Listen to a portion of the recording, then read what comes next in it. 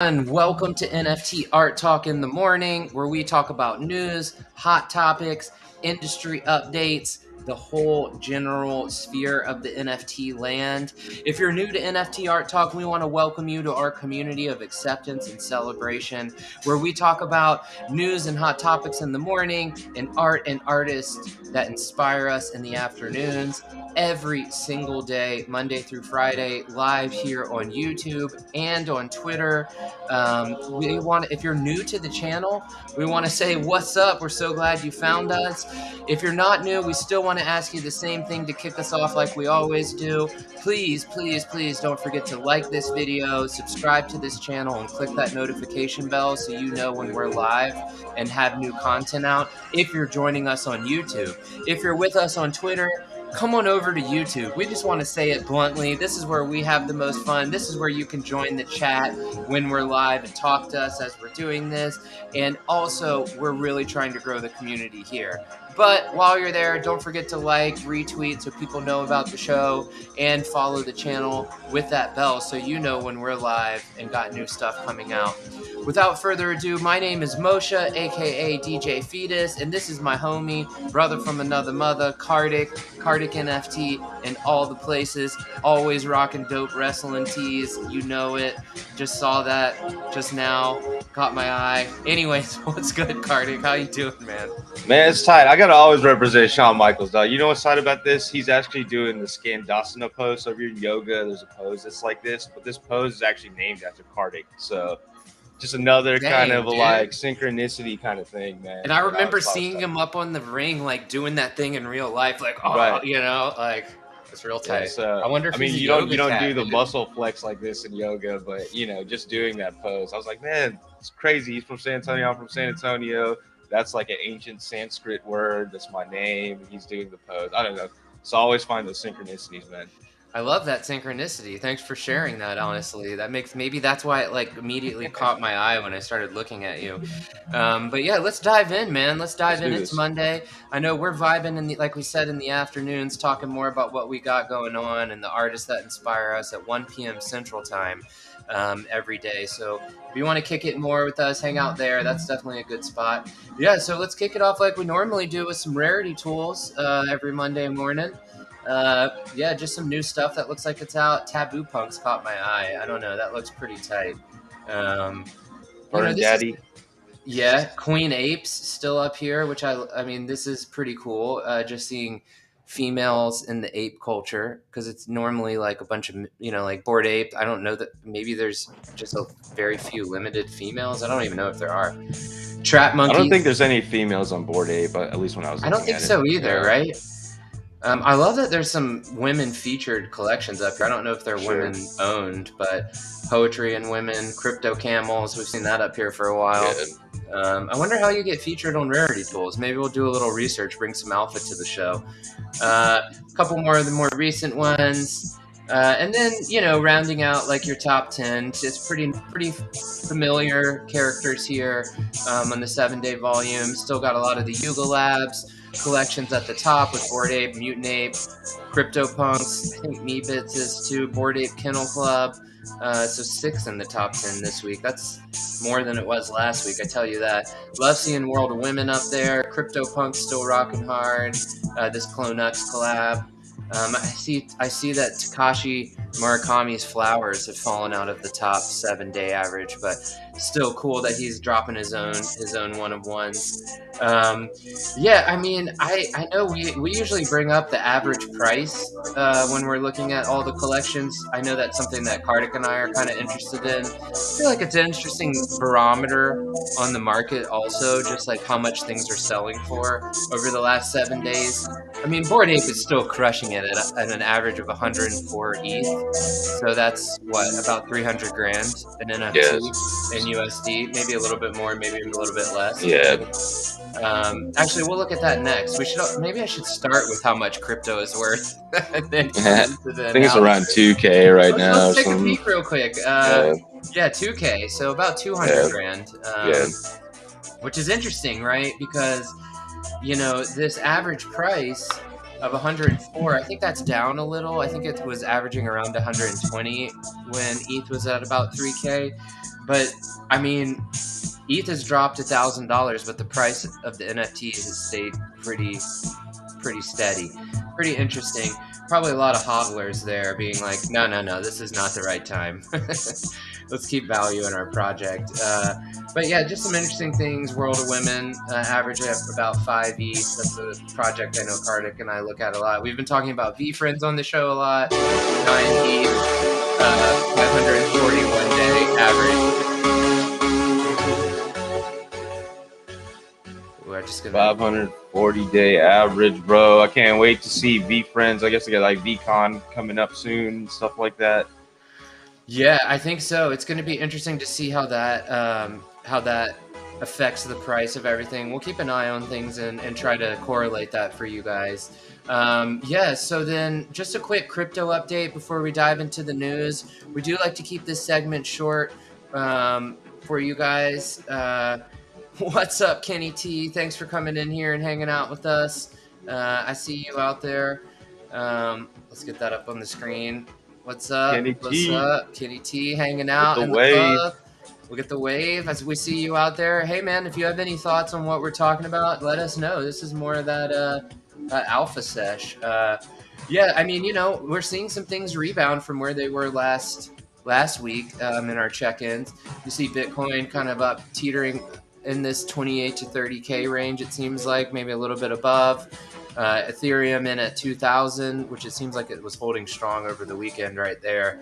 XRP, again, we just talk about the coins. Some of these coins that we're super interested in are related to the NFT space. XRP Army holding strong in the 40s. Cardano at 55 cents. Solana at $52. Let's see, Doge 0.8.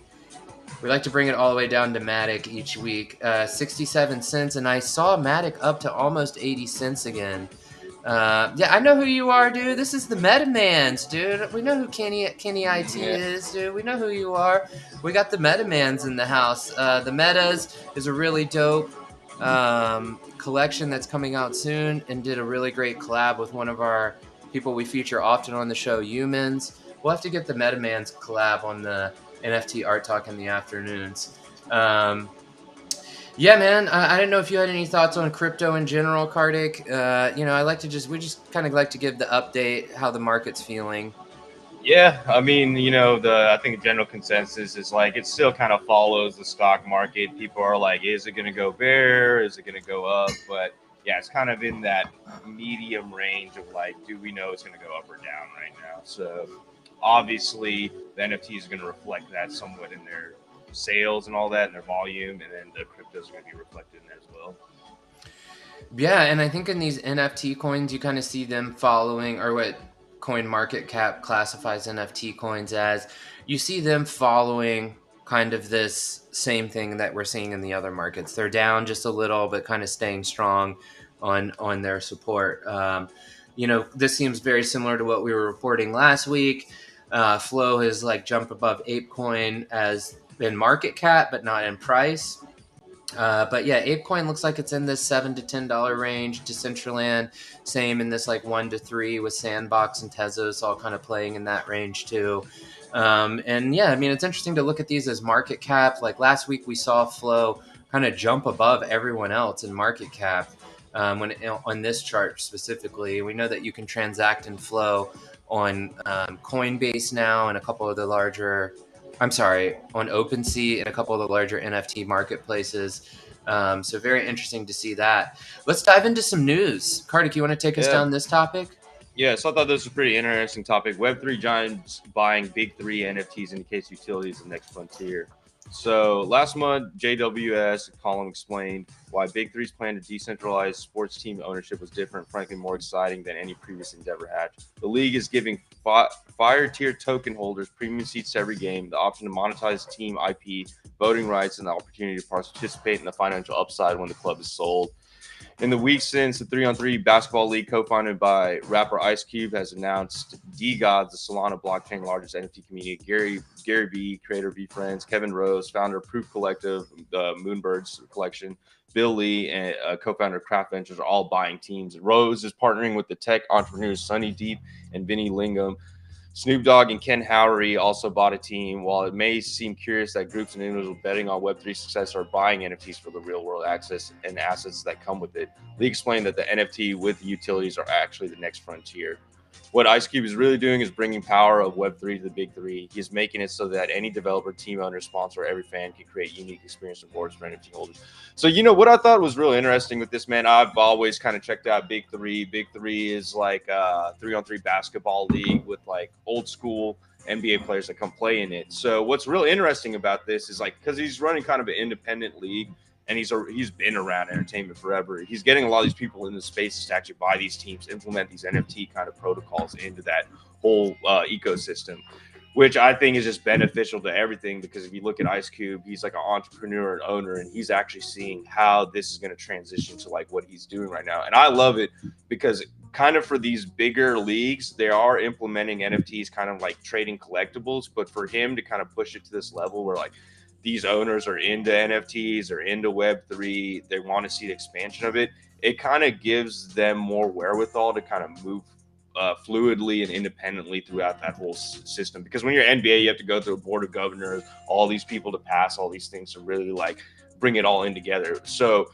what I think is cool about this, man, like anybody who's independent in this space, there's such a like ramp way to do new things. And I think they're giving that leeway to these kind of like entities to do that, because if it kind of works out the way they're seeing it, you kind of will see this transition to like bigger kind of franchises, bigger leagues and things like that. I just want to highlight this article because I'm a big Ice Cube fan, and I think what he's done with the Big Three is real great, and actually implementing this Web3 I think is going to push it even further forward. Yeah, I think yeah, everything you said is spot on. It's interesting to see how this brings different people into this sphere.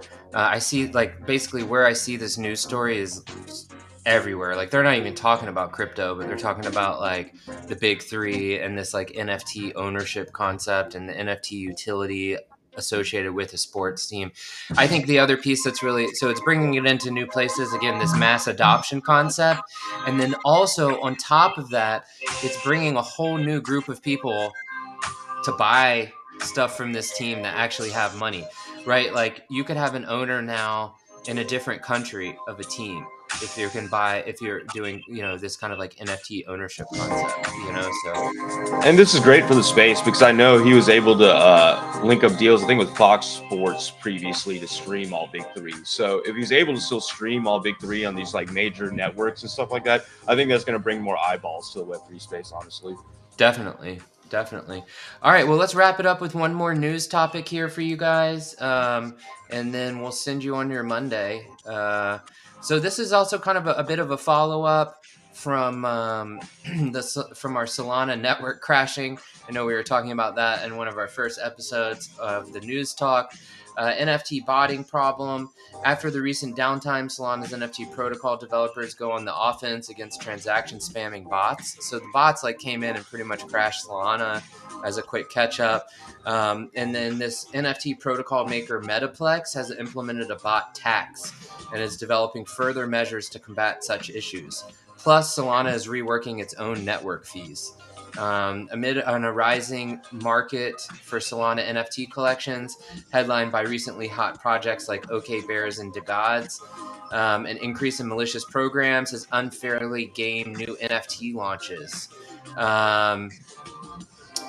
On April 30, it crashed the entire Solana network.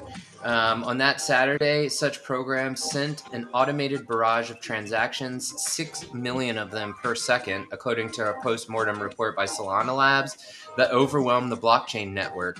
They did so in an attempt to beat out legitimate users during the minting process, in which collectors purchase newly generated NFT collectibles from a project. The bot swarmed Candy Machine, the minting tool for Solana NFT protocol Metaplex, and took down the whole network in the process. Solana was completely unusable. And even honestly, I saw over the weekend the Polygon Matic network, which we're talking about in the chat right now, was down. I don't know if that had something to do with some malicious bots. Who knows? The rise of NFTs, unique tokens that are used to demonstrate ownership over digital assets like collectibles, have driven significant interest to these platforms as well as transactions. And basically, what it's doing is it's basically charging a penalty to the bots. Such programs a fee or tax for submitting invalid transactions. That is, masses of failed transactions that are identified as coming from an automated program that is blindly trying to mint, according to tweets from the company.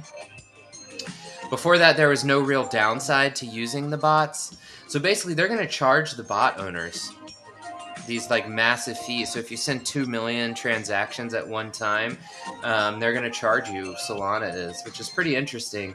It's a 0.01 Solana tax attributed to such transactions, about 50 cents today. So 50 USD is 0.01 Solana. So it's kind of an interesting path. If you want to read more about this, we're just going to keep it pretty brief here. If you want to read more about it, the links are in the descriptions below. So make sure that you go down there now and check out, read for yourself, do your own research. We're just giving you brief overviews of things that we think is interesting. I think that's a really interesting way to deal with that problem. I don't know how it's enforceable if people just like ignore the wallet, but I still think it's an interesting way to enforce this concept of saying like we're going to try to hold you accountable. I don't know if you had any thoughts before we close it out. Yeah, what's interesting about it, man? Me and Fetus have been in music industry for a long time, so we kind of seen these type of problems in ticketing, basically. So it kind of moves into this space when we look at it, and we're like, okay, what are these bots are doing? Obviously, it could be people with different motives, like trying to get the mints immediately in their wallet so they can make a killing and like selling it in second market. Or, we never know if another crypto chain has enthusiasts do that stuff to that chain because they don't like it, right? But yeah, we're going to see a lot of this. It's kind of wild west out there. You're going to have to see what happens, have countermeasures to it, and really refine the system. I do think it's kind of cool that if they could get that money, give it back to the creators. That's kind of tight. But yeah, I think a lot of these things are going to have to figure out while it's happening, bro.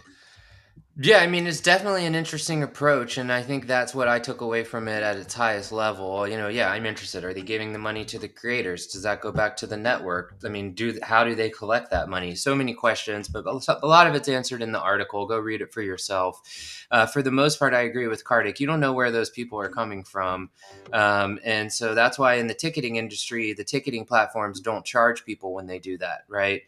Because they're probably the ones running the bots, to be honest, sometimes. And so they don't want to tax themselves. So it's interesting to see these guys, because it's also saying like, well, it's not us. Because if it was us, we wouldn't want to be charging ourselves. Right. At least that's a statement that I read into it, knowing, like Kartik said, how these bots just come in and snipe this shit out.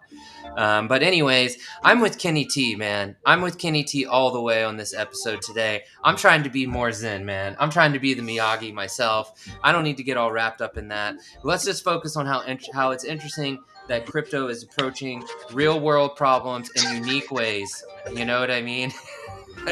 You know what I mean, bro? You know what I mean? Yeah, I'm gonna send Zen energy out to you guys. We got some of that. The door just kind of peered its head there, but it's the truth, man. Always open your eyes to perspectives. Like, you never know who's sending those bots out. You never know who's doing any of that. We appreciate you guys hanging out with us today. Come back at 1:00 Central Time, US, for art that inspires us. We'll see you in the Twitter Spaces and places. We hope you have a wonderful day. We hope you have the best week. It's going to be a great week. Find time to be yourself. Find time to be creative. Find time to be inspired. That is my mantra this week. I know Kartik and I have a bunch of new stuff coming out. So we appreciate you guys, and we'll see you next time.